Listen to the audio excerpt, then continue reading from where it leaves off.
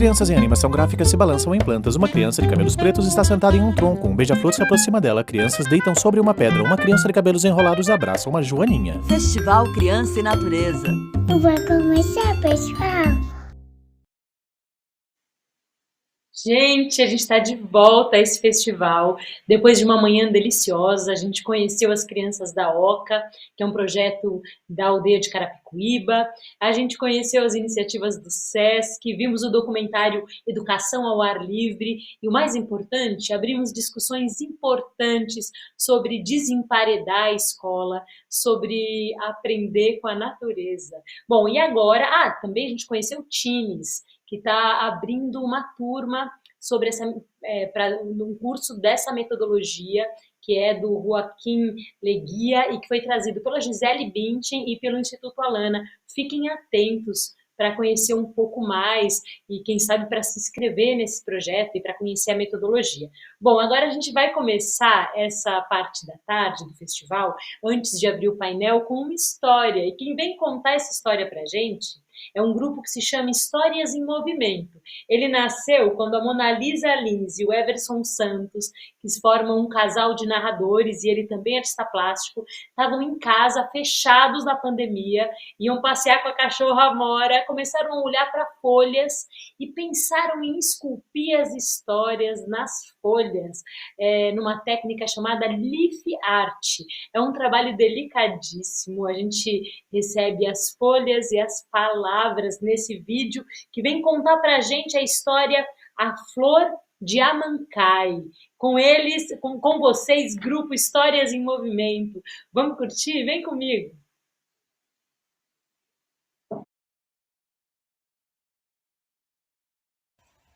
Há muito, muito tempo, um povo chamado Urilote habitava os vales ao sul dos Andes. Quintral era o nome do jovem mais belo e valente da aldeia, filho do grande chefe. O rapaz gostava de passear pelas margens dos rios e também caminhar ao redor dos grandes lagos, sempre olhando os cumes gelados das montanhas. E foi em um desses passeios que Quintral conheceu Amancai. Depois desse encontro, seu coração ardia, enamorado pela moça. Mas um dia, uma grave epidemia atingiu aquele povo. E Quintral, mesmo com sua juventude e força, adoeceu gravemente. E em meio aos delírios, o rapaz repetia uma só palavra: Amancai, Amancai. O grande chefe, então, preocupado com o grave estado do filho, mandou chamar a jovem, com a esperança de que a sua presença o aliviasse de alguma forma. Mas Amancai já não estava na aldeia. Tentando encontrar um remédio que curaria o seu amado, havia ido ao encontro da velha feiticeira. E as palavras da velha foram: somente uma infusão preparada com uma flor que cresce no cume da mais alta montanha dos Andes pode curar este mal. Sem pensar, Amancai subiu ao topo da montanha onde a bela flor solitária crescia. Contemplou-a por um instante, sentiu seu perfume,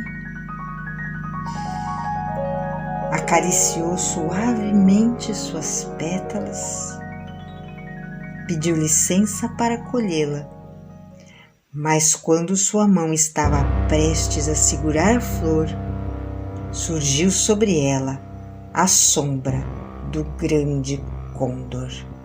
o guardião dos cumes, que a deteve.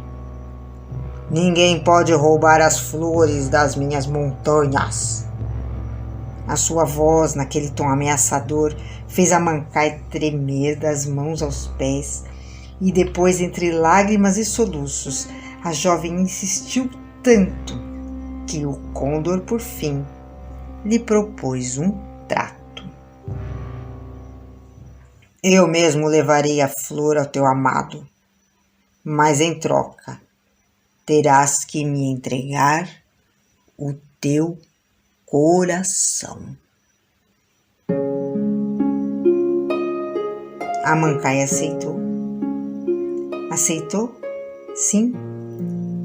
E o Condor voou majestoso, carregando a flor até o vale onde vivia Quintral, que de fato ficou curado graças a ela. Contam que durante o voo, pequenas lágrimas vermelhas brotavam das pétalas da flor e iam caindo pelo caminho.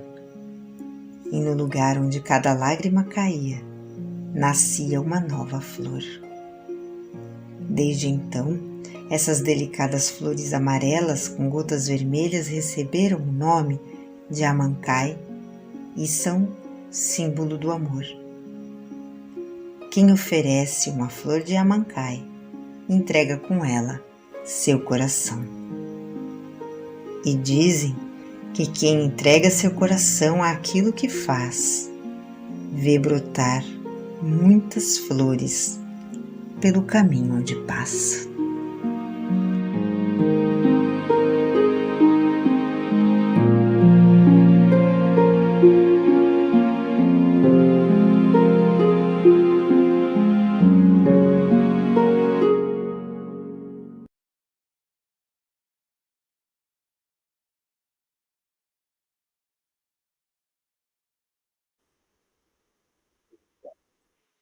Que bonito, Mona Lisa, que bonito, Everson. É na natureza que a gente aprende a ser quem a gente é e entregar para o mundo toda a potência que a gente trouxe. E é na natureza, é com ela, nessa parceria, nessa relação dialógica que a gente constrói a nossa saúde, a nossa força de viver nesse planeta e entender o nosso caminho. Que coisa mais bonita. Bom, agora eu vou chamar um painel que tem um título que traz esse tema. A saúde das crianças e do planeta são inseparáveis. E para mediar essa conversa, quem vem é Bebel Barros. Ela é engenheira florestal, mestre em conservação de ecossistemas pela Exalc USP, sempre trabalhou com educação e conservação da natureza. É cofundadora da Oswald Baum Brasil, acho que é isso, organização voltada para a educação por meio da aventura ao ar livre, e atuou na gestão e manejo de unidades de conservação na Fundação Florestal do Estado de São Paulo. Após o nascimento dos filhos, Raquel e Beni, ela passou a estudar a relação entre infância e natureza no mundo contemporâneo em 2015. Desde 2015 é pesquisadora do programa Criança e Natureza do Instituto Alana. Bebel, minha querida, seja muito bem-vinda para essa mediação, um prazer chamá-la. Muito obrigada, Chiara. Muito boa tarde para todos, todas e todes que estão aqui com a gente hoje, nesse segundo painel do Festival Criança e Natureza. É um prazer enorme estar aqui para mediar essa mesa, que vai ter gente muito bacana. Eu queria começar falando um pouco sobre por que a gente escolheu, né, colocar esse tema dentro desse festival. Desde que a gente começou a trabalhar no programa Criança e Natureza, no Alana, a gente percebeu que era muito importante dialogar com profissionais de saúde e trazer luz para as evidências que mostram como que a natureza traz bem-estar, saúde, para o desenvolvimento integral das crianças e adolescentes. A gente achava que essas evidências, que já estavam começando a ficar cada vez mais públicas por meio de diversos trabalhos, pesquisas, estudos, elas iam ajudar bastante a gente a fazer o que a gente faz procura fazer no Alana, que é um trabalho de advocacy, que é procurar trazer mudanças para diversos setores da sociedade. A gente achava que essas evidências, a gente continua acreditando muito nisso, iam nos ajudar a procurar causar mudanças mais sistêmicas, para a gente fazer o que a gente sempre sonhou, né, que é um pouco o tema desse festival também, que é ter mais crianças na natureza e mais natureza para as crianças. A gente também achava que investir, e continua achando que investir nesse tema também ajuda muito a gente a fortalecer a apreciação e a valorização das nossas áreas verdes públicas, muitas vezes tão pouco valorizadas pelo poder público, né, muitas vezes pouco valorizadas pela sociedade de modo geral. A gente achava que, então, fortalecer essa relação entre natureza e saúde por meio da infância, das infâncias no Brasil, e ajudar a gente a estabelecer, então, esse fortalecimento das nossas áreas verdes, principalmente urbanas, mas também agora, cada vez mais, né, agora a pandemia tornou isso evidente, e a crise climática que a gente está vivendo e se dando conta de que ela está cada vez mais urgente e real, a gente acredita muito que essa relação entre a natureza e a saúde também vão nos ajudar também a fortalecer os argumentos para que uma infância rica em natureza também ajuda a gente a combater, então, essas crises que estão tão urgentes e estão tão batendo na nossa porta, né, por diversas razões que a gente vai procurar explorar um pouco aqui nesse painel. Então, a ideia é a gente debater um pouco aqui hoje sobre a importância da gente ter a natureza como componente fundamental da nossa saúde, não apenas como uma coisa muitas vezes vista como acessório ou como uma coisa relacionada a privilégio, mas na verdade um direito de todas as crianças, de todos os adolescentes e de todos os brasileiros e brasileiras, né? Para isso a gente vai ter então uma fala que a gente achou muito pertinente, de uma representante do Programa das Nações Unidas para o meio ambiente aqui no Brasil, a Regina Cavini. Ela fez uma fala gravada para nós, que vai procurar inspirar esse painel, e aí depois a gente vai ter a participação de 4 pessoas com bastante experiência, com bastante conhecimento para dividir com a gente a respeito desse tema hoje aqui nessa tarde, né? Então eu queria primeiro chamar a fala da Regina. A Regina tem mais de 15 anos de experiência com agendas de integração social, econômica e sustentável. Ela trabalhou para as diferentes instituições como o Ministério do Meio Ambiente e o WWF Brasil. Desde 2015, ela é oficial sênior de programa no Escritório das Nações Unidas para o Meio Ambiente no Brasil. Antes disso, desculpa, eu esqueci de fazer a minha autodescrição. Eu sou uma mulher branca, eu tenho cabelos lisos na altura do ombro, eu uso óculos. Estou falando da minha casa em Carapicuíba, São Paulo. Atrás de mim tem uma parede com um desenho de uma montanha. E peço desculpas por não ter feito isso antes, mas passou aqui. Então, vou chamar a fala da Regina também, tá bom? Muito obrigada, Regina, pela participação aqui com a gente. Boa tarde a todos e a todas. Eu me chamo Regina Cavini e estou aqui representando o Programa das Nações Unidas para o Meio Ambiente. Eu sou uma mulher branca, de cabelos longos e olhos castanhos, estou com um par de brincos pendentes azuis, visto uma blusa na cor turquesa, estou sentada de frente para a câmera, atrás de mim tem uma parede branca e um quadro colorido. Foi com muita alegria que recebi o convite do Instituto Alana para fazer parte da abertura do painel A Saúde das Crianças e do Planeta são inseparáveis no Festival Criança e Natureza 2021. Vou falar um pouquinho para vocês sobre a nossa visão dos problemas ambientais atuais. A forma como nós temos feito, e quando eu digo nós, eu estou me referindo a nós, seres humanos, a forma como temos feito para sobreviver, para nos alimentarmos, para morarmos, nos locomovermos de um lugar para o outro, se utiliza totalmente da natureza, da água, do solo, dos minerais que a natureza nos oferece e dos serviços ambientais que ela também nos presta, como o ciclo hidrológico, as chuvas, a polinização, a diversidade das espécies.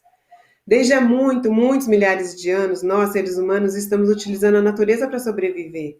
Porém, nos últimos 200 anos, nós passamos a utilizar esses recursos de forma mais intensa, por meio da industrialização, da produção em massa, que acabam gerando resíduos, poluição do ar e acaba fazendo com que a gente interfira nos ecossistemas naturais, prejudicando muitas espécies de plantas e animais, além de prejudicarmos a nós mesmos.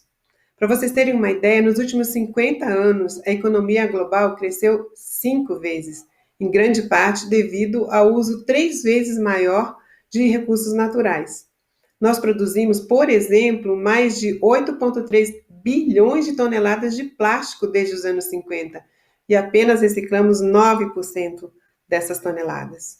A população mundial também cresceu muito e chegou a 7,8 bilhões de pessoas, e embora, em média, a prosperidade também tenha dobrado, ainda há cerca de 1,3 bilhões de pessoas que continuam na pobreza e cerca de 700 de milhões de pessoas que estão com fome. Estamos consumindo mais da natureza do que a capacidade que ela própria tem de se recuperar. Essa é, em síntese, a conclusão do relatório Fazendo as Pazes com a Natureza, lançado pelo nosso secretário-geral, o senhor Antônio Guterres, em fevereiro desse ano. O relatório aponta que enfrentamos uma crise tripla, uma crise ambiental tripla, que precisa ser enfrentada de forma conjunta, que é a crise climática, a crise da biodiversidade e a crise da poluição.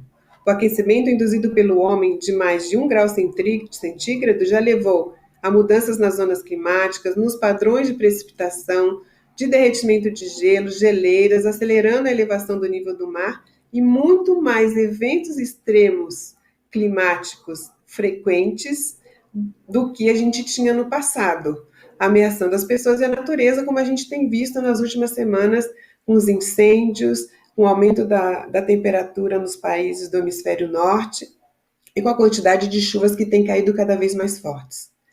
1 milhão das 8 milhões de espécies estimadas de plantas e animais estão ameaçados de extinção, e muitos dos serviços ecossistêmicos essenciais para o bem-estar humano também estão em degradação.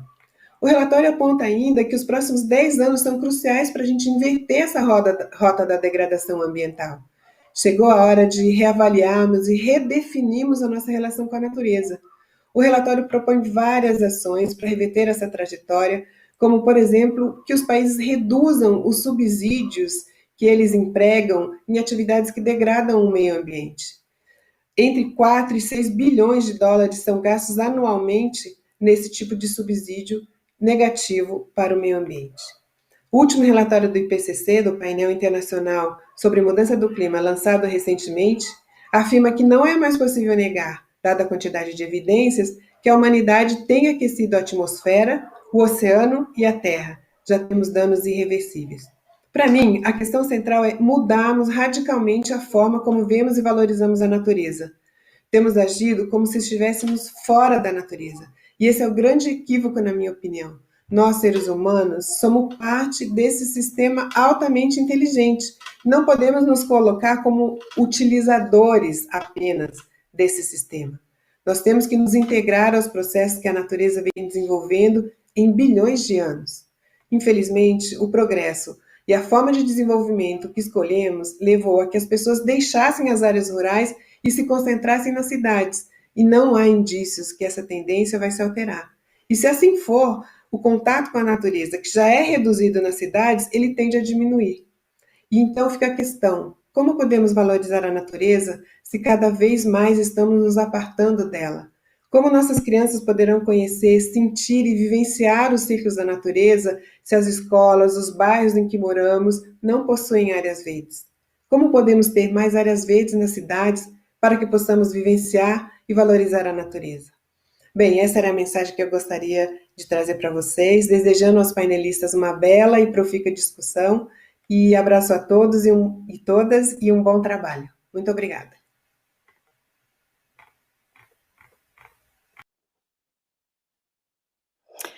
Muito obrigada. Muito obrigada pela mensagem, Regina, super legal. Esse relatório é incrível, recomendo todo mundo que tiver possibilidade de acessar. Chama Fazendo as Pazes com a Natureza, e ele chama atenção, então, para um aspecto fundamental, na minha opinião também, que é a corresponsabilidade, né? Ele tira a responsabilidade apenas dos indivíduos, para a gente perceber que a responsabilidade por tentar solucionar essa crise conjunta, né, é de toda a sociedade, né, é dos governos, é da sociedade civil, é das empresas, é da mídia, é dos indivíduos também, e também das instituições educacionais, né. E quando a Regina faz essa última provocação, né, como é que a gente pode, então, ter mais crianças, né, ter mais áreas verdes para as crianças nas cidades? Eu acho que uma das saídas é a gente fortalecer essa relação tão evidente entre os benefícios que a natureza traz para a nossa saúde e a relação que a gente estabelece com a natureza, e aí a gente consegue se ver mais parte dela, né, quando a gente tem esse convívio mais diário, mais cotidiano com a natureza. Isso é muito evidente quando a gente observa e está com as crianças, né. As crianças, elas se veem parte da natureza, elas não se sentem separadas dela de forma alguma, e a gente deve procurar fortalecer isso, porque esse vínculo vai ajudar com que as crianças tenham um comportamento mais, atitudes e um comportamento mais favoráveis à conservação e ao respeito com a terra, né? Então, eu gostaria então agora de chamar as 4 pessoas que vão compor o painel hoje de tarde. A gente vai ter duas pessoas que são mais especializadas na saúde das crianças e a relação com a natureza, e 2 pessoas mais relacionadas com a saúde do planeta. Então, acho que vai ser uma discussão super rica. Eu queria começar apresentando a primeira pessoa, que é uma super colaboradora nossa, assim, uma parceirona assim, nos estudos, nas pesquisas que a gente vem procurando fazer nesse tema. É a Liz Leão. Ela é especialista em saúde pública e educação. Ela atua como pesquisadora e docente do Instituto Israelita de Ensino e Pesquisa Albert Einstein, aqui em São Paulo, onde ela atualmente lidera um grupo de pesquisa super interessante chamado E-Natureza. A Liz também é fotógrafa de vida silvestre. Bem-vinda, Liz, muito obrigada pela sua presença hoje de tarde aqui com a gente. Por favor, faça a sua descrição, não esqueça como eu. Tá, Bebel, eu que agradeço o convite. Bom, eu sou uma mulher branca, eu tenho cabelos longos, entre castanho e loiro, né? À medida em que eu estou envelhecendo, ele está ficando mais loiro, né? Eu estou vestindo uma camisa branca com um lenço roxo estampado de azul e vinho, e atrás de mim, minha sala, estou na sala da minha casa em São Paulo, minha parede é verde bem clarinha, e tem um quadro abstrato e um gato de madeira à minha esquerda, num pedestal. Obrigada, Bebel. Obrigada, Liz. Agora eu queria apresentar e chamar uma outra parceira muito, muito bacana, assim, que a gente tem desenvolvido um trabalho também muito, que eu tenho aprendido muito, né, porque na verdade, quando a gente começou esse trabalho em relação a essa temática da saúde dentro do programa Criança e Natureza, a gente procurou dialogar muito com outro grupo de profissionais de saúde, que são os psicólogos, né, principalmente os psicólogos que atuam com a psicologia escolar. E a Marilene, ela é psicóloga, ela é professora titular e pesquisadora da área de psicologia escolar e desenvolvimento humano do Instituto de Psicologia da Universidade de São Paulo, onde ela coordena o Laboratório Interinstitucional de Estudos e Pesquisas em Psicologia Escolar. Então, a Marilene e a sua colaboradora Beatriz de Souza Paula têm sido grandes parceiras do Instituto Alana e do programa Criança e Natureza. É um prazer enorme estar com você hoje aqui. Marilene, aprendo demais com você e tenho certeza que não vai ser diferente hoje de tarde. Muito obrigada. Eu que agradeço, Bebel, boa tarde para todos e todas. Eu sou uma mulher branca, de cabelos louros curtos, estou usando um óculos de aro escuro, estou de batom vermelho, uso uma blusa branca e por cima dela uma outra blusa colorida. Atrás de mim tem uma estante com algumas plantas, algumas orquídeas, e também alguns objetos de adorno. Obrigada, Marilene, super obrigada. Bom, agora eu quero apresentar um amigo muito querido. A gente foi colega de faculdade juntos, dividimos a juventude, dividimos os sonhos, continuamos dividindo a nossa atuação profissional e pessoal, temos filhos na mesma idade, e aprendemos muito um com o outro. Eu queria chamar o Tasso Azevedo, ele é engenheiro florestal e um dos maiores especialistas em sustentabilidade, floresta e clima do nosso país. É um trabalhador incansável. O Tasso é daquelas pessoas que faz 5.000 coisas ao mesmo tempo e atua muito, muito fortemente, de uma forma muito sólida, para fazer com que o Brasil consiga desenvolver o papel relevante que ele tem em relação à crise climática. Ele coordena o projeto de mapeamento anual de cobertura e uso do solo no Brasil, o MAP Biomas. Tasso, muito obrigada, é um prazer enorme conversar com você hoje de tarde. Oi, Bebel, legal, prazer estar com vocês aqui também. Eu estou no som, tá ligado? Lembrar da descrição primeiro, né? Eu sou um homem branco, de cabelo castanho, que está precisando cortar. Tenho um óculos azul escuro, redondo, e estou com uma blusa cinza. E ao fundo aqui, eu estou de pé, na frente do computador, e ao fundo tem um desenho de uma árvore com uns passarinhos aqui. Prazer estar com todos vocês. Obrigada, Tasso. E agora eu gostaria de chamar uma pessoa que é representante da Juventudes, né, com quem a gente vem aprendendo também no programa Criança e Natureza. Eu queria chamar o Gabri Baezzi, que é diretor regional pela América Latina e Caribe de uma organização chamada Youth for Nature.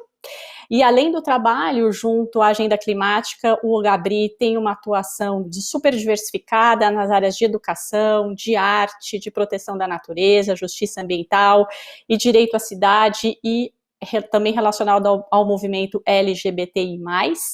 O Gabri nasceu e foi criado em Natal, no Rio Grande do Norte, de onde ele fala hoje com a gente, a terra não cedida dos povos potiguaras. Gabri, muito obrigada por compor esse painel hoje com a gente, vai ser um prazer enorme trocar com você também.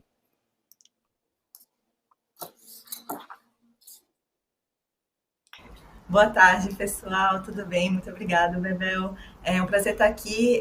Sou Gabi, sou uma pessoa não binária, branca, que estou usando óculos redondos pretos, olhos castanhos. Meu cabelo é amarelo claro com 2 faixas azuis. Estou usando uma camiseta listrada vermelha e branca. E ao fundo tem uma estante com alguns quadros de plantas e algumas plantinhas em umas xícaras pequenas.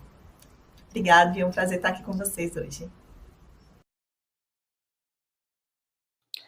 Joia! Bom, a gente vai começar então a primeira rodada de perguntas, a gente vai fazer uma dinâmica parecida com o que houve hoje de manhã no painel de educação. A gente vai ter 2, talvez 3 rodadas de perguntas. Eu convido todo mundo que está assistindo a gente no YouTube, hoje no Sesc Santana, a participar enviando perguntas também. Vamos torcer para a gente conseguir fazer algumas delas aqui. Eu queria começar com a Liz.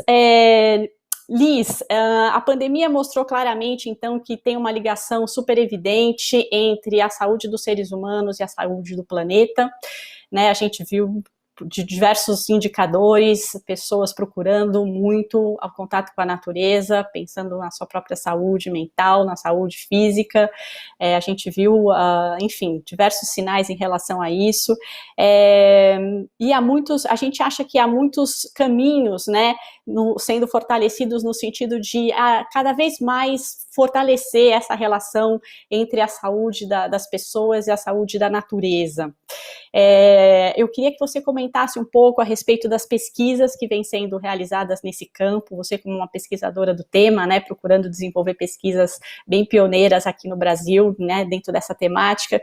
Eu queria que você nos ajudasse a entender um pouco quais são essas pesquisas, como elas podem nos ajudar a repensar a saúde pública, né, pensando no acesso frequente e qualificado da natureza como um fator determinante de saúde, não apenas como uma coisa acessória e ligada ligada a privilégios, e também que você pudesse comentar um pouco como que a gente pode traduzir, né, essas evidências. Eu acho que a gente já tem um corpo de evidências bastante significativo, mas muitas vezes a gente não consegue traduzir essas evidências nem para o público, né, nem para a sociedade de modo geral, e muitas vezes também não para os próprios profissionais da saúde, né? Então eu queria que você comentasse um pouco isso do ponto de vista de alguém que está bastante envolvida com a pesquisa, com a ciência dentro dessa temática, tá? Obrigada, Liz.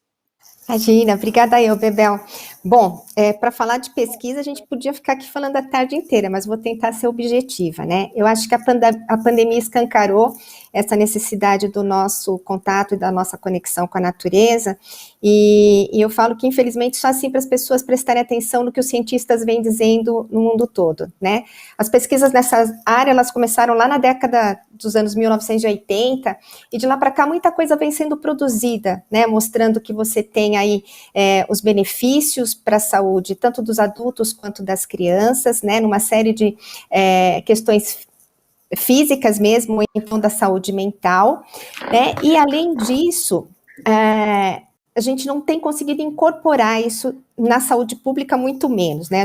Por que eu estou dizendo isso? Porque eu acho que tem um caminho aí para a gente percorrer, né? O que a gente tem de pesquisa aí já demonstra que, além dos benefícios, que a ausência também traz malefícios para as crianças, né? Você acaba tendo sedentarismo, obesidade, questões de miopia. Então, assim, tudo isso está muito bem estabelecido. Mas quais são as medidas que a gente vai ter que tomar, né? Por exemplo, tem um estudo muito interessante, que saiu no JAMA, falando que se você aumentar a cobertura verde nas escolas, que você reduz em até 20%, por exemplo, transtorno de déficit de atenção e hiperatividade infantil, né? Você tem estudos que falam que você precisa ficar pelo menos 120 minutos por semana junto à natureza, né? E que pode ser inclusive picado, não precisa nem ser os 120 minutos corrido.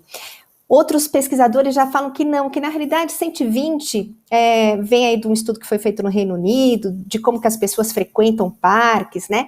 Mas que na realidade você deveria ter a qualidade desse tempo que você fica na natureza, né? Porque se percebeu que as pessoas também vão para os parques para fazer outras coisas que não necessariamente é ficar com a natureza. E sendo que um dos aspectos mais importantes que as pesquisas vêm evidenciando é a questão da beleza, de você apreciar a beleza, né? A gente tem um estudo lá no Einstein mesmo, que nós fizemos com pacientes em quimioterapia, e que com imagens de natureza, que era de um grupo que chamava Beleza, foi que os pacientes mais melhoraram, reduziram dor, reduziram a tristeza, melhoraram o bem-estar. Então, quer dizer assim, como é que a gente vai traduzir tudo isso para a sociedade, né, para que isso se transforme em saúde pública, lembrando que nós não somos um único Brasil, né, são vários Brasis dentro do nosso Brasil. Então, hoje você ainda não tem uma questão da formação dos profissionais de saúde, até para fazer a translação desse corpo de conhecimento que já existe, né, você ainda não tem a população sensibilizada para isso, né? E quando eu estou dizendo a população, porque tem um outro estudo muito interessante que diz que o melhor preditor para você ter uma criança na natureza é um adulto conectado à natureza, né? Porque as crianças dependem dos adultos.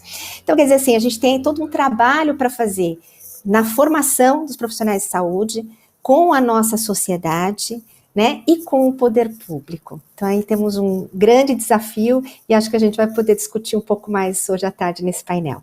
Obrigada.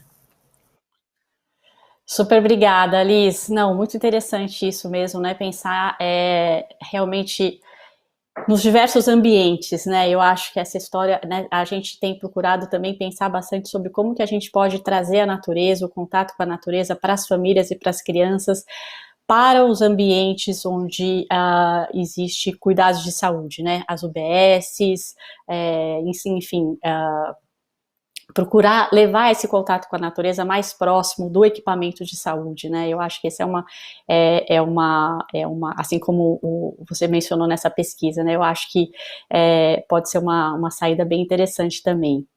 Bom, eu queria puxar o gancho para uma pergunta para Marilene, porque a Liz mencionou uma pesquisa relacionada a crianças com transtornos de atenção e hiperatividade, né, que é um campo que a Marilene pesquisa bastante, e eu queria comentar um pouco sobre como, desde antes da pandemia, né, Marilene, as crianças, ontem eu acho que foi a Catarina, né, que mencionou uma frase muito interessante, ela falou, a natureza está dando sinais de sofrimento, e ela disse, eu consigo ouvir esses sinais, eu achei tão bonita essa fala, sabe, e aí eu fiquei pensando, as crianças também estão dando sinais de sofrimento, há muito tempo, né, e a gente não está dando a devida atenção a esses sinais, e eu acho que a Marilene tem muito a dizer a respeito de como, muitas vezes, esses transtornos, esses distúrbios que as crianças apresentam, eu sempre vi isso como sinais de pedidos de socorro.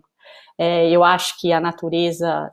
Eu aprendi isso com a Marilene e o grupo de estudos dela, e eu acho que a natureza não é a solução para todos esses problemas que envolvem essa questão desse sofrimento imenso que muitas crianças, muitos meninos e meninas têm apresentado, mas eu acho que sim, a natureza pode fazer parte da solução que precisa acontecer na vida dessas crianças, desses jovens. Então, queria que a Marilene comentasse um pouco sobre isso, tendo em vista as décadas de pesquisa que ela faz relacionada ao tema da medicalização, da educação e da sociedade. Obrigada, Bebel. Acho que essa é uma pergunta muito importante, né, da gente retomar sempre, discutir. Eu acho que é importante entender o que nós estamos chamando aí de medicalização, né? Esse processo que nós estamos vivendo dentro da sociedade, onde muitas das questões que precisam ser trabalhadas no plano das políticas públicas, das políticas sociais, e não são, evidentemente, trabalhadas, nós acabamos não dando conta de muita da nossa realidade social, nós acabamos muitas vezes atribuindo às crianças determinadas situações, determinadas dificuldades, determinados problemas, que se nós mudássemos a forma como nós trabalhamos na nossa escola, a forma como nós oferecemos uma sociedade mais aberta e mais integrada com a natureza para as nossas crianças, nós não teríamos esses quadros chamados de quadros patológicos hoje, né, dentro da sociedade. Então, eu acho que é muito importante que a gente retome, né, qual é a importância do papel da natureza, da relação com a natureza, dos espaços abertos, dos espaços lúdicos na vida das crianças, em qualquer faixa etária em que ela esteja, desde as mais pequenas até aquelas que estão em idade escolar. Muitas vezes a gente acha que a criança, porque ela está em idade escolar, está com 6, 7 anos, ela já não é mais criança, que agora ela tem só que estudar, se ela tem apenas que estar sentada numa cadeira, que ela tem que prestar atenção no professor. Sim, ela tem que fazer tudo isso, mas nós temos que oferecer uma formação integral para essa criança.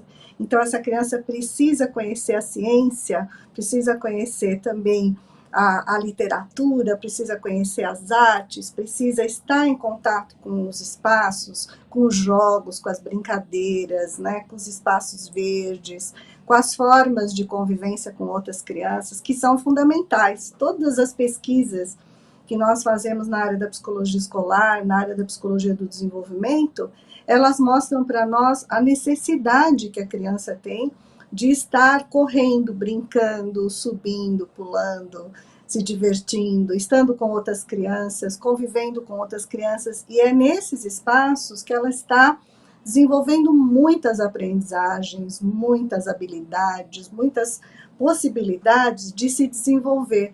Então, diferentemente do que nós imaginamos, que somente os espaços fechados, os espaços controlados são espaços de desenvolvimento, hoje as pesquisas mostram que isso não é suficiente, que ao contrário, as crianças precisam cada vez mais estar em espaços interrelacionais, onde elas conheçam a diversidade, onde elas conheçam as possibilidades, né, que esse espaço oferece. Então, eu acho que nós estamos precisando muito, né, trabalhar na direção de oferecer isso nas nossas escolas, de oferecer isso nos nossos bairros, de oferecer isso né, nos espaços de convivência, onde a gente possa realmente dizer que há uma integração, né, dessa criança com essa natureza e dessa infância com essa natureza.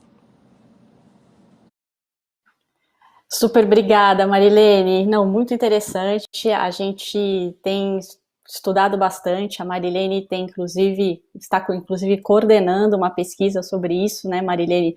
Justamente sobre tentando entender um pouco como é que as escolas podem implantar essas mudanças do ponto de vista das rotinas, de suas práticas e o impacto que a natureza pode ter, então, nos benefícios para toda a comunidade escolar. Então, acho que vai ser bem interessante a gente acompanhar os estudos que a Marilene e o grupo dela lá no Laboratório Escolar, Psicologia Escolar, estão desenvolvendo lá na USP. Obrigada, Marilene, pela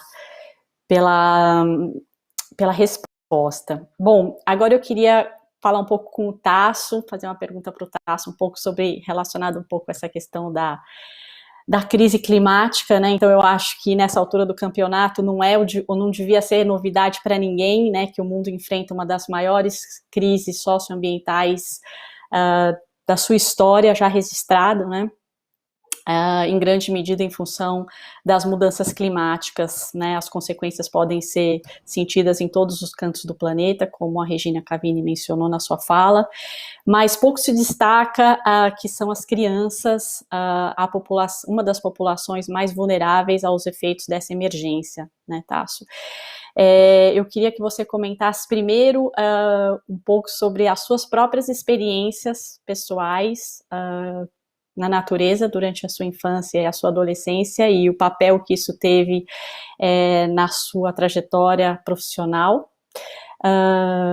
E qual é o cenário da saúde planetária que a gente está vivendo e como isso pode afetar as crianças? Queria que você comentasse um pouco sobre isso. Tá.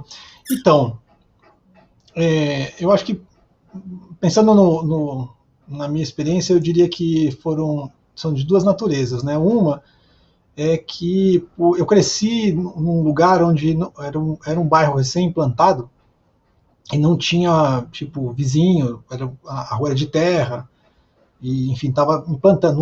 Não era uma floresta, nada parecido, mas era como se fosse uma antiga fazenda e que tinha uma rua de terra e estava implantando um bairro, e aí por muito tempo era isso. Então você saía de casa e ia na frente de casa num terreno baldio e tinha ali girino e sapo e andava para lá e para cá, e o campo de futebol, jogava futebol na área do lado e tal. Então eu acho que essa foi uma coisa de mais do que do outdoor, né, de estar fora, que eu acho que moldou principalmente a minha curiosidade.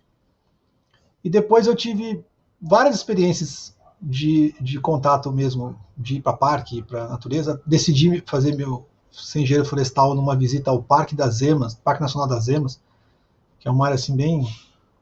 Quem nunca viu o Cerrado a primeira vez, é uma coisa meio inóspita assim. Mas que depois você passa uns dias e você consegue enxergar a beleza toda que existe no parque a partir dos detalhes que ele apresenta, né?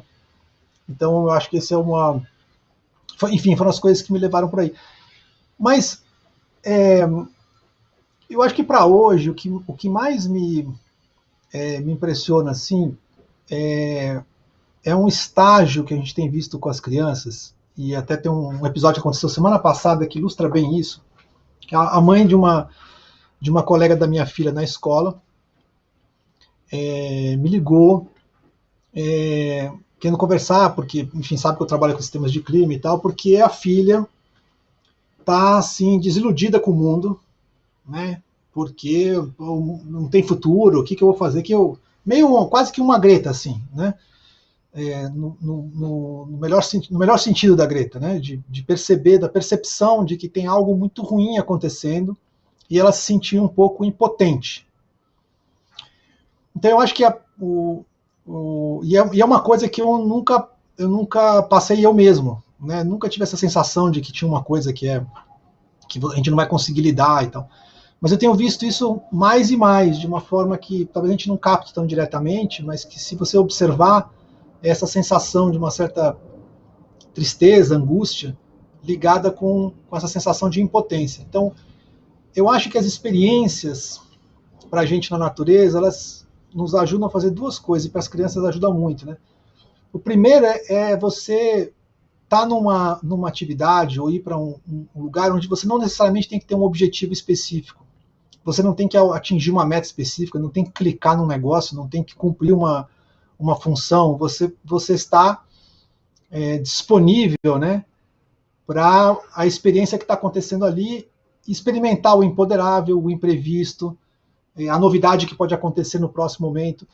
Isso torna a gente, eu acho, mais confiante e mais otimista para as coisas que estão acontecendo, ou que podem acontecer, de desafios, né, que você pode enfrentar. Então eu encaro assim essa experiência com a natureza como a forma de nos preparar para lidar com um mundo que é diverso, que tem muitos desafios e tem muitos imponderáveis, e a gente pode perfeitamente lidar com eles. Super obrigada, Tasso. Eu gosto muito desse relato, na verdade eu fiz essa pergunta porque eu já conhecia a resposta, né?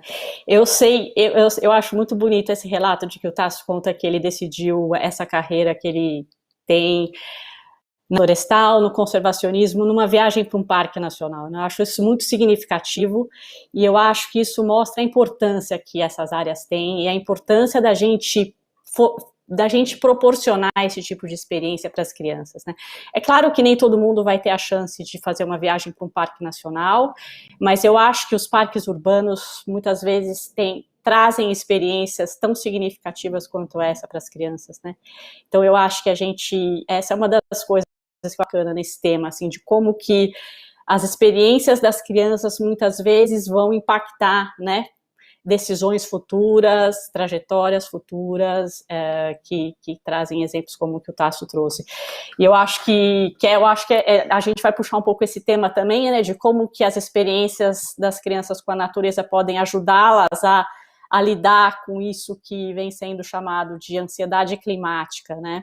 Acho que eu vou acabar puxando um pouco a pergunta para o Gabri, porque ele é um jovem também que tem uma trajetória também super bacana, né, dentro desse movimento tão bonito que os jovens vêm puxando a respeito dessa urgência que a gente tem de enfrentar de frente a crise climática e a crise as demais crises socioambientais que a gente vai estar lidando, né, Gabri? Então, eu queria que você contasse um pouquinho para a gente quais foram suas experiências na infância, como é que você entrou, né, nesse ativismo climático e ambiental, e queria que você comentasse um pouco a respeito dessa questão da ansiedade climática, se você sente isso também, e como que você acha, se você concorda com o Tasso, se você vê isso entre seus pares, né, se você acha que a natureza de alguma forma ajuda os adolescentes e os jovens a lidar com essa questão. Muito obrigada, Bebel. Eu acho que é interessante o que Tasso disse para complementar com esse momento, porque eu digo assim, eu tive muita sorte de ter dois pais presentes na minha criação, a mãe e o pai, mas também eu sempre digo que eu também fui criada pela natureza, pelas dunas, pelo mar, pela mata daqui de Natal. Então tudo isso constituiu e formou também quem eu sou. E são também, para mim, parentes. Eu vejo dessa forma mesmo, porque no final todos somos natureza, nós somos terra, e tudo à nossa volta, de alguma maneira, vem da natureza e precisa ser celebrado e cuidado. E eu acho que eu percebo muito esse sentimento de ansiedade de vários jovens ao redor. E aí, além de eu ter sido criado pela natureza, eu também tive sorte de ter pais que eram envolvidos com o ativismo ambiental. Então, desde que assim eu me entendo por gente, até antes de eu nascer, meus pais já faziam parte de uma organização que chama Associação Potiguar Amigos da Natureza. Então, eu desde muito criança fui fazendo parte dessas reuniões, eu fazia parte de ir limpezas de mangue, de fazer uma série de atividades relacionadas com isso, plantio de árvores. Então, de alguma maneira, veio muito naturalmente chegar nesse momento de trabalhar e surgir essa vontade de trabalhar com a proteção da terra, até quando vai se intensificando, né, durante a minha juventude, essas questões dessa urgência climática que a gente vivencia hoje, né? E eu vejo que as pessoas ao redor têm cada vez mais percebido isso e se atentado para isso, os meus amigos, até quando eu também era professora e eu via como cada vez mais as crianças sentiam essa necessidade de fazer algo. E eu acho que, primeiro, isso da gente ter, que nem a Alice comentou, né? Então, adultos conectados geram crianças conectadas, adultos que estão envolvidos com a proteção da natureza ao seu redor também geram crianças envolvidas com isso, e que aí a gente vai percebendo a necessidade da gente ter as crianças, da gente ter os jovens dentro das tomadas de decisão nas políticas públicas. A gente precisa de políticas públicas que não só pensem nas crianças e no jovem, mas que escutem e que vejam crianças e jovens como atores sociais que necessitam ser escutados para essas tomadas de decisão. E eu tenho certeza que se a gente estivesse escutando mais as crianças, a gente estaria tendo lugares ao nosso redor com muito mais verde, com muito mais proteção, porque, como está sendo mostrado aqui, as crianças elas têm já muito mais facilmente essa conexão com a natureza, e eu acredito que uma coisa que me ajuda, né, com essa ansiedade tem sido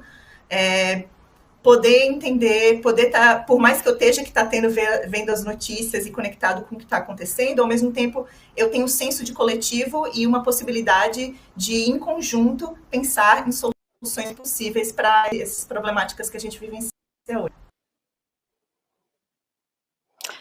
Obrigado, Gabri, super legal, acho super importante isso que você falou a respeito da gente procurar incluir, né, e criar mais ambientes favoráveis de participação, né, de crianças e jovens. Eu acho que tem diversos caminhos muito interessantes sendo desenvolvidos. Depois vou querer que você comente um pouco mais sobre isso, e também acho que faz muito sentido isso que você falou, né, assim, da gente procurar fortalecer, assim, esses coletivos, né, eu acho que isso também tem se mostrado muito, muito favorável, muito significativo para os jovens conseguirem, né, mais, acho que alimentar, né, essa esperança construtiva, uma esperança, né, mais otimista e conseguir desenvolver um projeto de futuro, né, porque eu acho que eu também compartilho um pouco com o Tasso, no sentido de que às vezes a gente percebe muitos jovens, muitas crianças sem conseguir desenvolver isso, né, um projeto de futuro, uma esperança num futuro melhor, né, para si e para a sociedade e para o planeta de modo geral, né.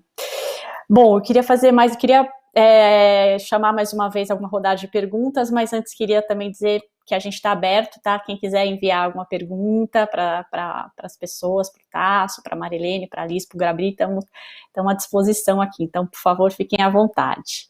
Eu queria que a Alice comentasse um pouquinho mais a respeito dos profissionais de saúde, né, Liz? Eu acho que muitas vezes hoje a gente está começando a avançar, né, eu acho que a gente tem começado a ver esse tema da importância da natureza como fator determinante de saúde nas formações, né, dos profissionais de saúde, em faculdade de medicina, enfim, diversas outras formações, né, psicólogos, outros agentes comunitários de saúde, mas eu queria que você comentasse um pouco mais como você acha que a gente pode avançar nisso, né, em tentar fazer com que esse conhecimento chegue para mais pessoas, para que esses profissionais que estão lá na ponta consigam focar na prevenção, né, e não tanto no tratamento das doenças, mas sim também nessa coisa da gente conseguir prevenir, né, diversos problemas que a gente vai enfrentar depois. Como é que a gente pode pensar, não tanto na doença, mas na prevenção dela, né,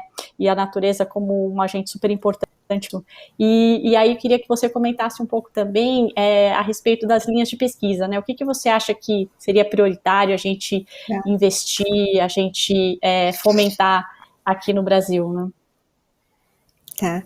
Bom, eu acho que assim, a gente tem que passar por uma mudança de paradigma primeiro, Bebel, porque como você mesmo falou, a gente trabalha ainda muito focado na doença, né, nos tratamentos e na doença, e por mais que haja um discurso corrente, né, assim, eu trabalho com terapias integrativas há mais de 20 anos, e a gente trocou essa chave lá atrás, né, de falar assim, eu tenho que trabalhar com saúde e não com doença. Só que isso não faz assim num passe de mágica, né.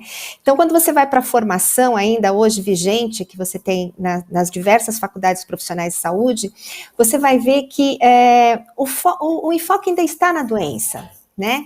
E quando se fala de natureza, você vai lá para a questão da saúde ambiental, que é assim, o quanto que os patógenos, o quanto que as zoonoses, né, atingem, de novo assim, o quanto que a natureza produz doença e não o quanto que a natureza produz saúde, né? Como eu comentei, embora a gente tenha aí já um vasto campo, né, de conhecimento falando que natureza faz bem, isso não chegou ainda às universidades, né? Então, assim, eu sei porque a gente tem essa coisa da saúde ambiental que está nesse outro enfoque ainda, caminhando um pouco mais para a sustentabilidade, né? Assim, a gente tem, mas são professores pontuais que você vai ver. Isso ainda não é uma grade curricular onde as pessoas podem estar aprendendo isso efetivamente. A gente tem visto agora alguns cursos de pós-graduação, né? Então a gente pode citar a própria Exalc USP, que a gente está lá agora começando aí uma disciplina de florestas e saúde, o Einstein, que a gente está com uma disciplina também num curso novo que vai sair de natureza e saúde. A gente tem aí 2 cursos gratuitos que nós vamos montar por conta aí do apoio da Fundação do Grupo Boticário, né? Um para profissionais de saúde, outro para gestores de áreas naturais. Quer dizer, esse diálogo interdisciplinar está chegando agora, né? Então a gente precisa ainda investir na formação desses profissionais de saúde e com disciplinas, né, que elas começam como optativas, vamos pensar assim, ou então começam em curso de pós-graduação, mas que cada vez mais a gente vai fazer com que isso permeie, né, os nossos currículos, porque senão a gente não vai conseguir sensibilizar esses profissionais de saúde, como a gente já vê hoje isso em outros países, das pessoas prescrevendo. Então a gente vai precisar fazer esse caminho ainda. Com relação às pesquisas, eu acho que assim, de fato a gente conduzir pesquisas interdisciplinares, né, talvez, pegando esse gancho aí do Gabriel, falar da ciência cidadã, né, porque assim, como que a gente envolve então já as pessoas da sociedade nesses nossos projetos de pesquisa sobre saúde e natureza, porque o meu receio é que as pessoas achem que saúde é só mais um argumento para a gente preservar porque ela nos presta um serviço. Isso me deixa um pouco desconfortável. A natureza tem que ser preservada porque ela é linda e porque ela precisa ser preservada, né? Então, e também nos ajuda na saúde. E eu acho que ainda no âmbito da pesquisa, então, a gente precisa fortalecer estudos interdisciplinares, podemos pensar em ciência cidadã, né, na saúde, que é muito pouco utilizada, a gente vê isso mais na área de biológicas, né, acho que a gente precisa melhorar a robustez dos estudos, né, de estudo observacional a gente já tem aí o suficiente para saber. Agora, vamos começar, de fato, verificar a eficácia de determinadas intervenções baseadas em natureza para determinados contextos e para determinadas populações? Eu acho que é nesse caminho que a gente tem que avançar, ainda considerando que nós temos tantos biomas diferentes dentro do Brasil, né? Então, eu sempre falo, a gente pega o estudo de fitocida lá do Japão, que vem de um cipreste japonês, ótimo, melhora o sistema imunológico. E os nossos fitocidas, quais são? Eles melhoram? O que eles melhoram? Então, acho que a gente tem várias perguntas aí para a gente responder e temos que trazer gente, né? Mais pesquisadores interessados nesse campo interdisciplinar aí para a gente trabalhar junto. Super obrigada, Liz. Não, muito interessante. Eu acho esse conceito da ciência cidadã tão interessante, né? Porque as crianças são isso também, né? São pequenos cientistas e elas adoram fazer isso. Então, eu acho que esse é um caminho super legal também que a gente pode envolver as crianças, né, na ciência, nessa apreciação da natureza. Eu acho um caminho super legal. Eu acho que a gente tem tantas possibilidades, né, da gente envolver as crianças nesse caminho como pequenos pesquisadores e cientistas que eles já são desde que nasceram. Bom, eu queria também, depois que você comentasse, né, na próxima rodada, um pouco mais sobre essa pesquisa que você está desenvolvendo, né, porque eu acho que é uma coisa muito legal. A Alice está desenvolvendo uma pesquisa que tem o financiamento da Fundação Grupo Boticário, e eu acho muito bacana como uma organização conservacionista, né, de mais de 30 anos de atuação, está investindo em pesquisa relacionada à saúde. Então, acho que depois, quando você for fazer as suas próximas considerações, se você puder comentar um pouco sobre isso, Liz, e dizer que nesse ponto que você tocou a respeito, né, da gente valorizar a natureza por si, né, porque na verdade a natureza também tem, né, eu acho que a gente está falando aqui do direito das crianças em relação a uma vida rica em natureza, mas a natureza também tem direitos, né, os outros seres vivos também têm tanto direito à vida como nós, e a gente, só uma deixa para falar um pouco desse painel que a gente vai ter amanhã para tratar justamente dessa questão que eu acho tão fundamental, né, a gente enxergar os outros seres vivos como seres de direitos também, né, e não como meros recursos. Bom, ter mais uma pergunta agora para a Marilene. Queria que a Marilene comentasse um pouco sobre como que a gente pode deixar de ver, né, Marilene, esse contato com a natureza como uma coisa acessória, como um luxo, e passar a ver isso como um determinante de saúde mesmo, né? Um direito de todos nós. Então, queria que você comentasse um pouco mais como que isso pode chegar na ponta, porque eu acho que você é uma pessoa que tem bastante experiência no sistema de atendimento de saúde lá na ponta, principalmente relacionado à saúde mental. Então, queria que você comentasse um pouco como que a gente pode enfim, fazer essa virada, né, fazer com que a natureza seja vista como um direito, né, de todos nós, o contato com a natureza, né, a gente enxerga a natureza como ambiente saudável, né, eu acho que isso é muito importante, todos nós temos direito a viver num ambiente saudável, mas a gente também tem direito a uma conexão significativa com a natureza, né, a gente também tem direito a viver uma experiência de vínculo, de pertencimento, de amor, né, e como é que isso como é que a gente pode ver isso como um elemento de saúde também? Muito legal, Bel, essa pergunta, porque eu acho que aqui nas nossas falas, né, dos colegas também, já tem aparecido muito a presença, né, de que essa relação da infância com a natureza, do adulto com a natureza, né, não é algo que deve ser considerado como um privilégio, mas deve ser considerado como uma necessidade, né, como uma necessidade humana dessa integração, dessa necessidade, né, que nós temos de nos reconhecer também neste lugar tão importante, não é, que é o espaço aberto, a natureza, tudo aquilo que envolve, né, esse contexto fora dos nossos muros, né, fora dos nossos espaços já delimitados, né?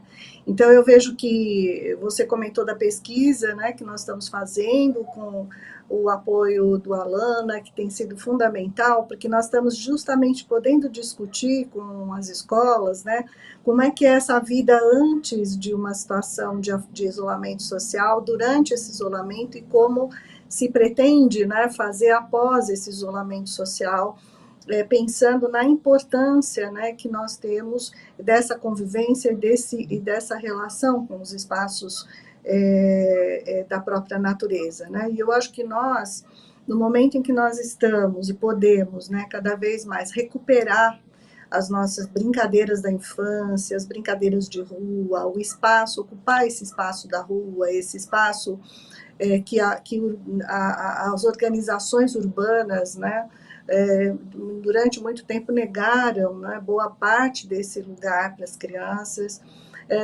Seria tão importante se nós construíssemos políticas públicas onde na frente de cada escola, né, de qualquer centro urbano, de qualquer município, tivesse um espaço para as crianças brincarem, né, o espaço verde, o espaço para correr, para poder ter os jogos, para poder ter as atividades, né, e ao mesmo tempo, se nós pudéssemos também produzir, né, dentro da nossa da nossa maneira de viver, não é? Esse lugar de escuta em relação às crianças e os adolescentes sobre a importância desse lugar na vida deles, né, e na nossa vida enquanto adultos. Então, nós como adultos temos aí uma responsabilidade muito grande, né, uma responsabilidade que é de construir possibilidades e condições dentro da sociedade para que as novas gerações possam, de fato, usufruir daquilo que nós temos de melhor dentro da nossa sociedade, né?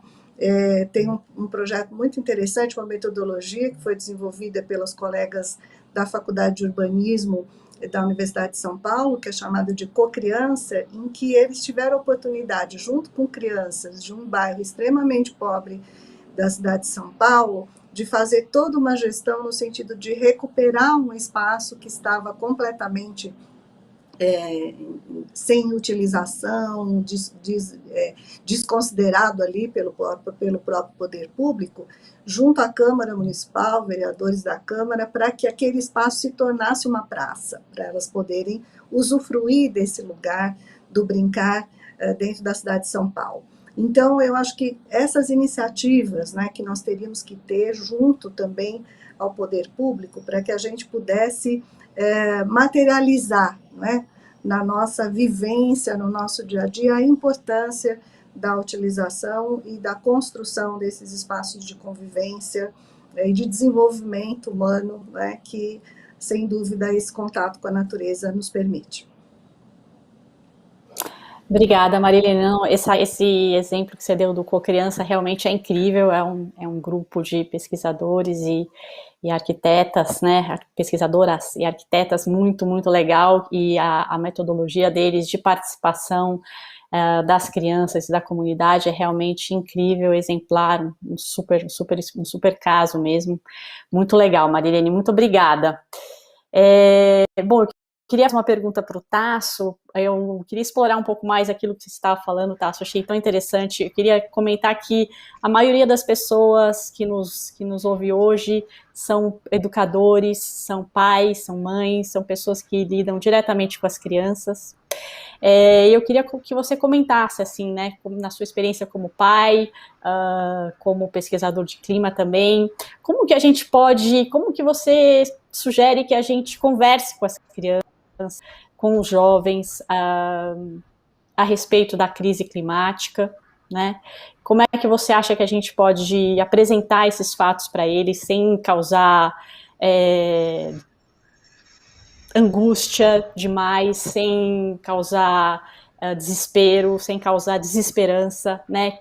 O que você acha? Eu queria que você explorasse um pouco mais aquilo que você estava comentando antes, e comentar também que um artigo que eu li recentemente que falava assim, bom, entre as diversas consequências que as crianças vão sofrer, né, já estão sofrendo, na verdade, em decorrência da crise climática, uma delas é a perda de oportunidade de brincar do lado de fora, né? Então, quando a gente tem calor extremo, ou quando a gente tem frio extremo, ou quando a gente tem inundações, enfim, todos esses sinais que a crise climática está dando cada vez mais evidentes perto de nós, né? Mais perto de alguns do que de outros, né? Mas entre as diversas formas das crianças sentir isso, uma delas é isso, assim, as crianças cada vez mais empurradas para dentro de casa porque vai ser perigoso demais, porque vai ser extremo demais brincar do lado de fora, né? Então, assim, já era tão difícil, né? Elas já tinham tantas dificuldades para poder brincar do lado de fora, ainda vem mais essa, né? Então, eu queria que você comentasse um pouco sobre isso e como que a gente pode conversar com elas e com as famílias também, né? E com os educadores, assim. Se você fosse um educador, se você estivesse lá no chão da escola com as crianças, como é que você procuraria tratar desse tema? E que dicas que você tem, que sugestões e caminhos que você tem estudado e pensado? Bom, eu acho que uma coisa é que as experiências que eu tive de ir lá conversar com crianças sobre esse tema, especialmente as menores, são quase traumáticas. Eu acho que o professor é tudo um herói mesmo para poder lidar, porque as perguntas são sem intermediação, né? E as afirmações, então, também são, né? Mas eu diria assim, acho que a primeira questão é que é como a gente ter essa noção de que a natureza não é a ameaça, não é verdade? A gente aqui é a ameaça para a natureza, mas a natureza em si ela não é uma ameaça. Ela reage àquilo que vai acontecendo com ela. Ela, por ela, está lá fazendo o que ela precisa, né? Então, quando a gente fala, né, cuidar do planeta, a gente está falando de cuidar de nós mesmos, né? O planeta não precisa de cuidado, o planeta se vira, né? Ele vai continuar aqui muito depois da gente desaparecer. Então, é realmente uma questão de cuidado com nós mesmos. Mas eu acho que com as crianças hoje, o que eu tenho dito é o seguinte, eu entendo que parte da angústia está com o fato delas, quando elas percebem que as coisas estão acontecendo e que não tem uma reação à altura e que não percebem que ou tem a impressão de que elas não podem fazer nada e quem deveria estar fazendo não está fazendo. Então daí gera uma certa inação, né? Então o que eu tenho dito é que tem muitas coisas que podem ser feitas por cada um, né? Desde coisas muito grandiosas, né? Tem um exemplo ótimo do menino lá na Holanda que com 12 anos teve a ideia de, enfim, se encasquetou lá que tinha que limpar o oceano, que ele via aquelas cenas do plástico no oceano, e ele bolou uma ideia de como fazer isso. Era simples, mas bem objetiva.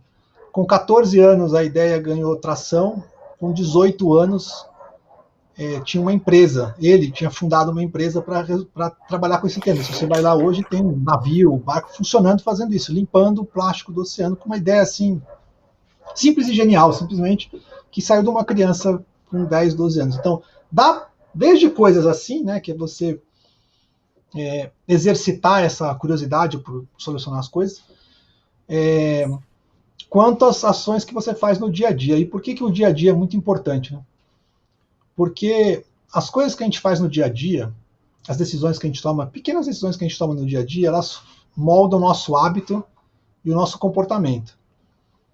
E o hábito e o comportamento, falo de experiência própria, mas deve ter alguém que já estudou isso e deve chegar à mesma conclusão, ele provavelmente é muito mais importante nas tomadas de decisão do que qualquer conta, análise objetiva que você faça. Porque a gente toma tantas decisões por dia que não teria como você fazer análise de tudo. Então são os seus valores, seu comportamento que vão mudar. Então eu acho que as pequenas coisas que a gente faz, que a gente aprende, que a gente vive quando criança e quando está crescendo, se educando, é o que vai fazer uma enorme diferença nos cidadãos que vão atuar ali na frente. Então quando a gente fala de reciclar, quando a gente fala de cuidado com a água, quando a gente fala uma ideia simples, né, que eu acho que vale para qualquer lugar, que é deixe qualquer lugar que você chegou melhor do que quando você ali chegou, né? É uma ideia simples. Mas aqui eu não sei se pode subverter aqui a ordem, porque eu tenho umas curiosidades também para perguntar não sei se pode, mas eu estava pensando aqui Por favor, claro que pode. Porque quando a Alice falou na primeira intervenção dela, me veio uma coisa na cabeça que é o problema é o seguinte, que a impressão que dá é que para você precisa desconectar para poder conectar. É uma coisa meio estranha assim, né? Mas a dificuldade que as crianças têm de estar na natureza, passar, acho que não sei quem falou da qualidade, tempo de qualidade na natureza e tal, tem a ver com isso, de que não adianta você estar na natureza, interagir com a natureza, se você não está se permitindo conectar, porque você não está conectado com outra coisa, né? Então eu acho que um exercício muito importante de fazer é esse exercício de como a gente ajuda as crianças que estão pedindo desesperadamente para serem resgatadas da conexão com a Terra. Eu já conversei isso muito com a Bebel, né? De que a criança está na inércia ali, né? Então, como a gente tira daquela inércia para se desconectar dessa maluquice que a gente vive, hiperconectado de criatividade, para poder se concentrar e se conectar com a natureza. E uma das coisas que eu acho assim incríveis é o fato de que na natureza nada é igual. Nunca, é impossível ter alguma coisa igual. Mesmo no mesmo caminho, né? Você pega uma trilha, que você já fez ela 300 vezes. Se você fizer ela amanhã, essa trilha vai ser diferente, porque o que vai ser diferente, você vai ouvir coisas diferentes, vai ver coisas diferentes. Então, uma ideia intuitiva, para mim, é que se você ficar parado na natureza e você ficar olhando para alguma coisa na natureza, prestando atenção e tal, a cada segundo que você está lá, você vê coisa diferente. E observa coisas diferentes e enxerga coisas diferentes. Então, eu acho que isso é uma das coisas que ajuda a gente a poder ser criativo no dia a dia. A poder observar as coisas, encontrar soluções, encontrar... Na mesma coisa, na mesma situação que você está, você encontrar uma outra solução. E para o clima, essa é uma questão fundamental. A gente não consegue dar cavalo de pau no mundo, né, com o tamanho de coisa que a gente tem que fazer. Mas se a gente observar para aquilo que a gente está fazendo, e a gente, ao observar, olhar, você encontrar ali mesmo as soluções para fazer, é uma coisa que eu acho que é uma coisa inspiradora, né, que tem da experiência com a natureza. Ótimo, vou pedir para a Alice comentar isso depois, então, na nossa última rodada, quando a gente for fechar. Obrigada, Tasso, sempre muito inspirador ouvir você. Eu acho que você realmente subverte um pouco a forma da gente pensar, enfim, eu sempre aprendo muito com você e achei muito interessante isso que você falou, muito interessante. Mas falando um pouco sobre a questão da conexão e da desconexão, eu queria fazer uma última pergunta para o Gabri, porque essa é uma questão que a gente conversa bastante mesmo, eu e o Tasso, e é uma coisa que eu estudo bastante dentro do Instituto Alana, a relação das crianças e dos adolescentes com o ambiente digital, e eu acho que uma das coisas mais bacanas que existe é a gente tentar pensar em usos bacanas, né, usos potentes, usos fortes, né, usos intencionais do ambiente digital, e eu acho que o movimento que os jovens fazem nos seus coletivos, nas suas trocas, é uma das formas mais bacanas que a gente pode enxergar hoje em dia do uso do ambiente digital. Então eu queria que o Gabri comentasse mais uma vez sobre essas trocas, esses coletivos, esses movimentos dos quais ele faz parte, e como o uso do ambiente digital favorece esse encontro entre os pares e esse fortalecimento que a juventude tem trazido para si e para o mundo. Obrigada, Bebel. Eu acho que é muito interessante isso, né? Que eu acho que a gente precisa começar a ter esse tempo de qualidade com a natureza, então aprender a se desconectar nos momentos certos, né? E como impulsionar isso nas crianças também. Mas como que a gente também usa o tempo que a gente tem nas telas também de uma forma mais proveitosa, né? Então, eu fiz parte do Engajamundo, que é a maior grupo jovem no Brasil que lida com biodiversidade, a questão climática, mas também com gênero, cidades e outras questões. E foi ali que eu encontrei uma comunidade de pessoas na minha idade em que eu podia me conectar, e a partir daí a gente podia realmente desenvolver as nossas ideias de projetos para impulsionar mais jovens. Então a gente criou projetos de educação ambiental, educação climática, o EduClima, que a gente implementou aqui em Natal. E, assim, eu incentivo muito que os jovens, mas não só os jovens, os adultos também, encontrem esses grupos em que você pode estar discutindo formas, ideias de estar pensando em soluções para cidades, né? Eu acho que a gente, todos nós, né, somos parte como pessoas da natureza e sempre a gente pode pensar em melhorias para a nossa rua, para o nosso bairro, né? E aí eu acho que tanto procurar esses grupos, então, por exemplo, de jovens, tem o Engajamundo, eu faço parte da Youth for Nature, que é essa organização de jovens nesse cunho internacional, que também tem isso. E, assim, tem tantos projetos nas cidades que a gente pode pensar em procurar, por exemplo, de hortas urbanas. Aqui em Natal, a gente tem um mapeamento das hortas urbanas na cidade, que as pessoas podem estar encontrando essas hortas para colaborarem com elas, que é do Lab Nutrir, lá da Universidade Federal do Rio Grande do Norte. E como você falou, Bebel, que a maior parte dos pessoas aqui são educadores, então como é que os educadores podem pensar em começar do lugar onde vocês estão, né? Então, das escolas que vocês estão, dos lugares de trabalho, a partir da nossa rua, do nosso bairro. E acho que quando a gente vai criando isso, a gente vai criando conexões maiores com a natureza, quando a gente está fazendo essas coisas práticas e criando mais conexão com a comunidade, né, com as pessoas à nossa volta, vamos criando rede, e isso, assim, muitos estudos, como já foi citado aqui, mostram a importância da natureza e da comunidade para a gente estar podendo em conexão com a natureza. E aí eu queria puxar para uma outra questão, né, que eu acho que lá no começo a gente comentou sobre como as mudanças climáticas elas vão atingir as pessoas de forma diferente, e as crianças elas são mais vulneráveis a essas questões, e existem crianças que estão mais vulneráveis ainda, e eu chamo a atenção para isso, porque eu acho que a gente precisa defender a nossa biodiversidade da natureza, né, de permitir, de não perder mais nossas fauna, nossa flora, mas também, além de defender a natureza, nós, como parte dela, também como defender as crianças que estão em uma situação maior de vulnerabilidade. E eu digo isso porque a gente precisa defender também as crianças trans e intersexo, e defender crianças que podem estar mais vulneráveis, e entender que as necessidades delas são particulares. Então, as crianças também indígenas, negras, crianças com deficiência, como é que a gente protege a natureza e protege também essas crianças que fazem parte disso, pois nós fazemos parte dessa diversidade também. Super obrigada, Gabri, por compartilhar, super importante esse ponto. Bom, a gente está chegando ao fim do painel, muito obrigada. Infelizmente a gente não vai conseguir responder as perguntas aqui do público, porque não vai dar tempo, mas eu gostaria de agradecer a todo mundo que participou até agora.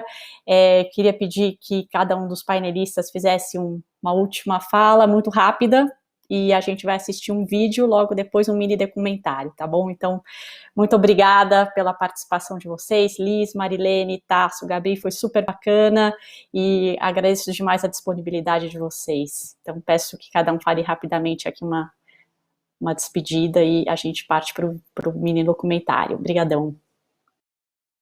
Só para pegar aqui o que o Tasso perguntou, né, de fato essa questão de como eu desconecto para conectar com qualidade, né, as pessoas vão para estar na natureza, mas não com a natureza. Então, acho que parte do que a Bebel também tinha pedido para falar da nossa pesquisa, a gente tem estudado quais são essas estratégias de conexão. Então, como que a gente pode fortalecer isso? Para quem não veio com isso, vamos dizer assim, de aparato de fábrica, né, assim, porque eu ia para o Parque da Água Branca, quando eu era criança, e vocês estavam aí falando, e eu me remetendo aqui, quando eu estudei numa escola pública da prefeitura, no primário, e, você vê, no primário ainda, né, do ensino fundamental, e eu plantei uma árvore, e outro dia eu passei nessa escola, na frente dessa escola, para ver se a árvore estava lá, né, então acho que essas experiências todas, elas vêm nesse sentido.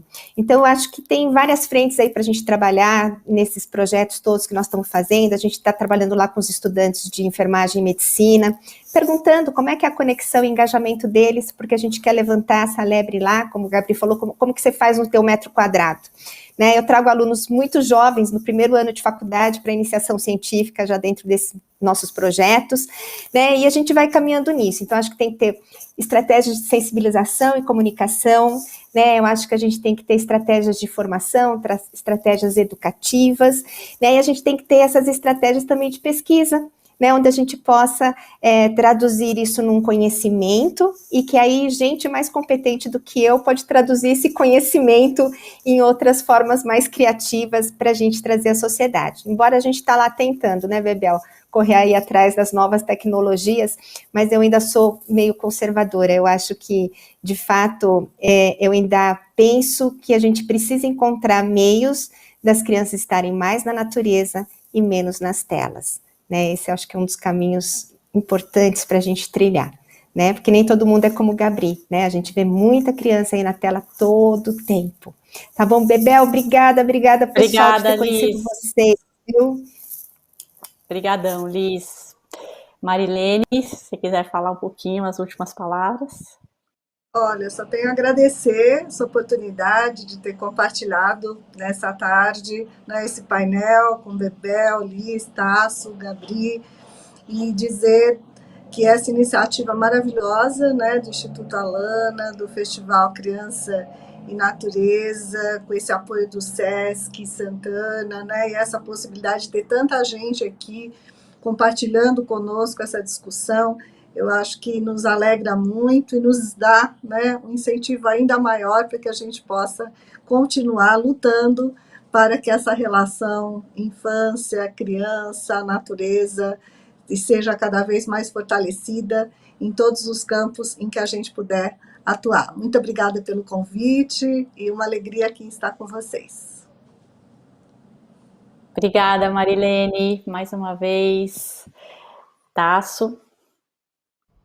Legal, não, só para agradecer a oportunidade da conversa, de conhecer novas pessoas e abrir novos horizontes ao conhecer. Obrigada, Tasso. Super obrigada a sua participação aqui. Muito obrigada mesmo. Gabri. Queria agradecer imensamente pela oportunidade, sempre fico muito feliz de estar podendo falar sobre criança e sobre natureza, dois temas que eu adoro muito. E eu só queria finalizar fazendo um convite, vão lá no site da Youth for Nature, a gente tem um mapa de projetos de jovens no mundo inteiro que podem, projetos simples, projetos complexos que podem te inspirar. E pensando, inclusive, também em soluções que são baseadas a partir da natureza e das comunidades. E nós somos a floresta, nós somos a natureza, então vamos defender essa nossa biodiversidade como terra e como seres humanos. E muito obrigada, agradecer imensamente ao Instituto Alana, ao SESC, por essa oportunidade incrível. Todo mundo aqui aprendi muito hoje com vocês. Muito obrigada, Gabri, pela presença mais uma vez. Peço desculpas para o público, porque a gente não vai conseguir fazer as perguntas, não deu tempo não chegaram a tempo aqui, então não vou conseguir chamar.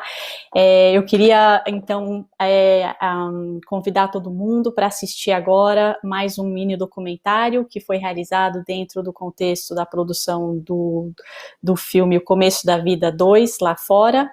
Esse mini documentário é específico sobre o tema da saúde. Ele é uma produção da Maria Farinha Filmes, num oferecimento do programa Criança e Natureza e da Oli Saúde, e ele se chama Saúde e a Vida Lá Fora. Ele está disponível para todo mundo, assim como os outros mini documentários dentro do YouTube da Maria Farinha. E é isso. E depois eu peço que todo mundo fique mais um pouquinho, porque a Chiara vai fazer, a nossa mestre de cerimônias vai fazer uns anúncios e agradecimentos. Muito obrigada pela equipe de produção. Uma boa tarde para todos e todas.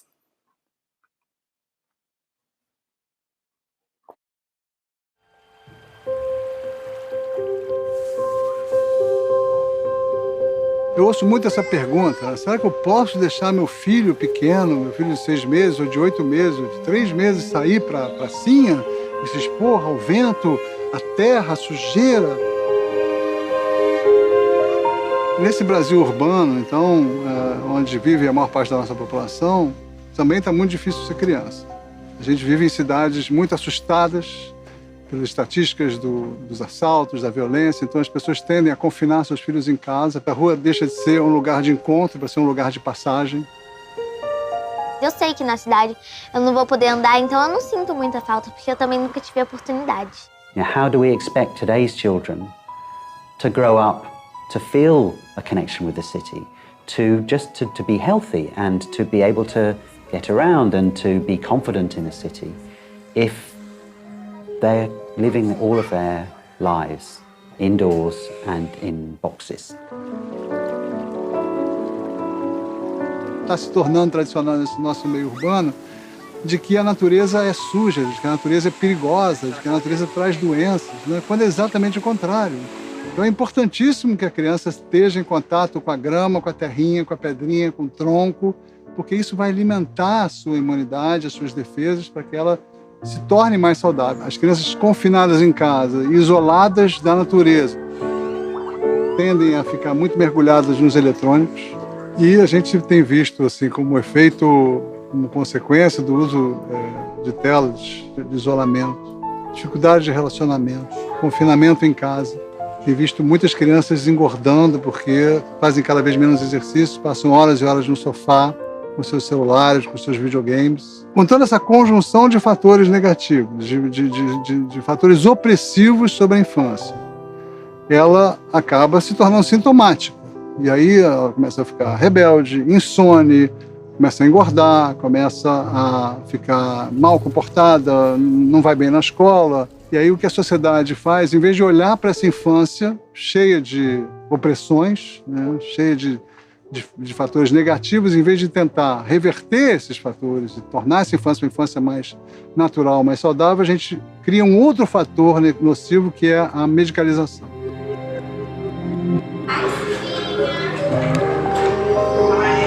Eu vejo que nós estamos novamente buscando explicações do campo da medicina para justificar dificuldades no campo da educação. Quer dizer, hoje nós somos o primeiro país a consumir o Rivotril, que é uma droga voltada para o público adulto, vamos chamar assim, né? E para as crianças, que é o metilfenidato, nós somos o segundo país maior consumidor de metilfenidato do mundo. Há pesquisas que indicam que a interação da criança com a natureza é benéfica do ponto de vista da saúde, de uma maneira geral, e da saúde mental em particular. Tem um grupo americano que pesquisa especificamente isso e que mostra que crianças que interagem com mais frequência com ambientes naturais, que brincam em espaços mais abertos e com frequência isso está incorporado à vida delas, que a intensidade de sintomas de hiperatividade e déficit de atenção é menor.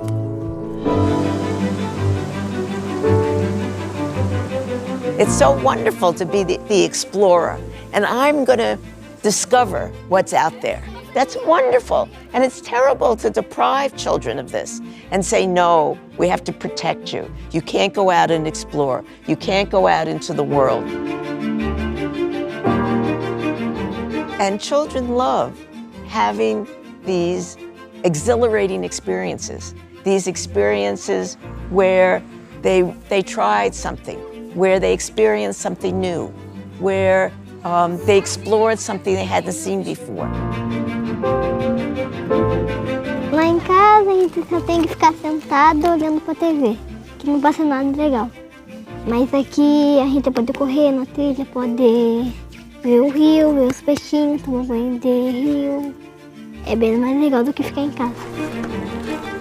Connection with nature lowers stress, lessens depression, reduces obesity, increases heart rate, increases longevity, improves sleep, improves eyesight. If you had a pill that could do all these things, everyone would take the pill, and a pill that has no side effects except maybe a sprained ankle or something. I mean, we have it and we're destroying it. When you look at how and why we need nature, it's because that's who we are, nature. One of the central predispositions we have is to affiliate with nature. We need nature for our physical well-being and our psychological well-being and our spirits. Children need everyday contact with nature in their lives. You know, they need to build that connection with plants, with animals, with the environment and with the planet. And if children don't get that connection, how do we expect them to care about the planet?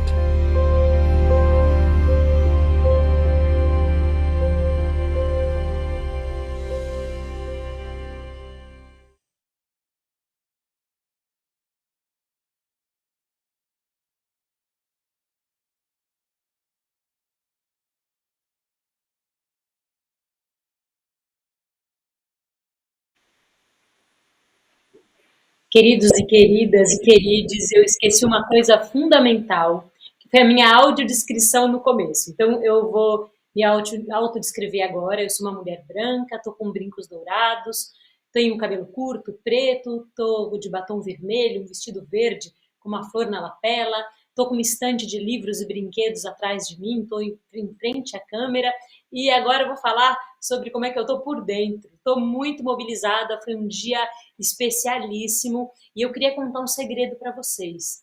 Desde que eu comecei a trabalhar no festival com uma equipe muito comprometida e muito envolvida com os temas, me foi dito uma coisa que me transformou muito, que na verdade talvez eu já soubesse, mas eu não lembrava assim com essas palavras. As crianças e a natureza têm uma relação fundida. Ninguém sabe muito bem, nem no comecinho da vida, onde começa uma, onde acaba a outra. As crianças dançam, cantam e falam porque estão envoltas na atmosfera. Quando a gente chora, nossa lágrima é salgada como o mar. Existe uma conexão muito profunda que a gente sabe mais verdadeiramente quando a gente é criança, pela experiência e pelo caráter investigativo. Depois a gente vai perdendo isso, vai colocando tanta mediação na relação que isso vai ficando um pouco mais diluído. Eu queria dizer para vocês que o grupo geracional da infância pede socorro, assim como o planeta. E talvez seja esse socorro duplo que a gente precise ouvir e precisa encontrar saídas, perguntas, partilhas possíveis para potencializar um outro jeito de ser e estar nesse planeta. Bom, amanhã a gente vai conversar sobre 2 temas muito relevantes. A gente começa falando sobre... Ai, meu Deus do céu, eu tô só com um segundo na cabeça. Cidades. A gente vai falar das cidades e das crianças. Como é que uma cidade pode ter mais natureza e pode proporcionar mais natureza? Como é que a gente faz uma cidade que escute as necessidades das crianças com as crianças e não para as crianças? A gente vai falar de participação, a gente vai falar da criança enquanto um sujeito de direitos, a gente vai falar de natureza, e agora sim, é aquele painel que eu estava com ele na cabeça. O segundo painel do dia de amanhã é um painel que a gente vai receber juristas. Sim, é uma conversa séria no melhor sentido da palavra. A gente vai conversar sobre um outro jeito de enxergar a infância e a natureza a partir das leis construídas pelos homens. A natureza como alguém que tem direitos, a natureza como sujeito, todas as formas de vida em sua complexidade defendidas pelas leis.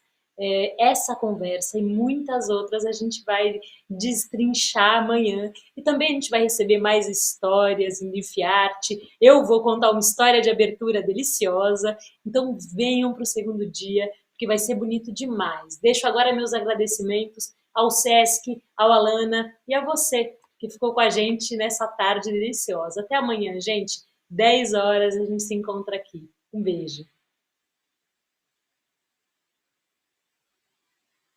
Uma criança com asas voa. Festival Criança e Natureza. Crianças em animação gráfica brincam em meio a plantas.